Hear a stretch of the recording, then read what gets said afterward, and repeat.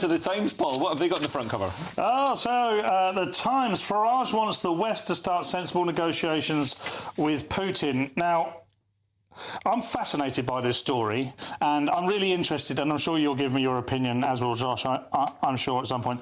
I'd be fascinated to hear what it is, Leo, particularly as you understand this story a lot better than I do.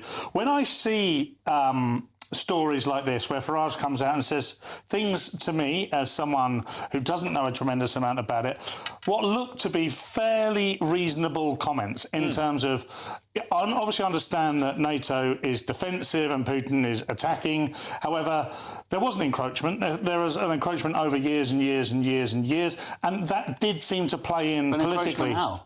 But not into Russian territory. Not into Russian territory, near the border.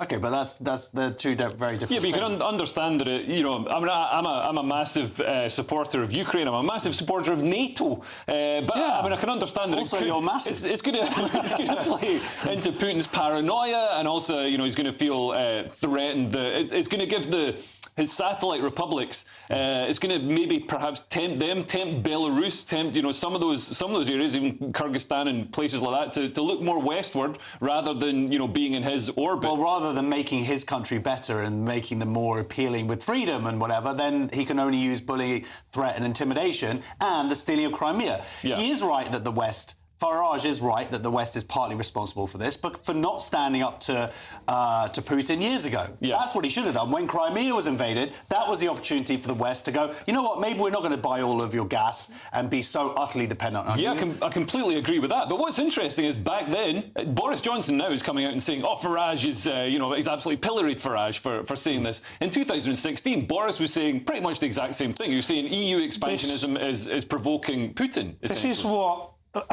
spikes my spidey senses, in the sense that I see a story like this, which seems reasonable. Yeah. It doesn't seem overtly extreme in any way to me personally, and it's the reaction to it that seems to be overt to me. They're all just, oh, no, you can't listen to that, that's bad. And it's like, well, listen to what? What have I missed? Because it immediately makes me think there's something more to it. Now, I do agree with Josh in the sense that, you know, you cannot justify Putin's reaction to it. It's the same with any argument. Yeah. You know, if someone acts aggressively, then they've lost the fight. And that's what Putin's done. But it did, as Farage says, play politically into Putin's hands. It gave him what he needed to justify to his people to attack Ukraine. Yeah, and I think what we're seeing now is people playing politics with it. So it's something that Putin can use politically to his advantage. Yeah. He's come out and praised Farage for saying it, but it's also, you know, opponents of Farage can use it to bash Farage, when, you know, I think we know that Reform is actually the staunch ally of Ukraine. Richard Tice took vehicles to Ukraine. Well, it's an interesting one, because now Farage, and this is what the headline of this article is, how he wants the West to start sensible negotiations with Putin. Well, some people will see that as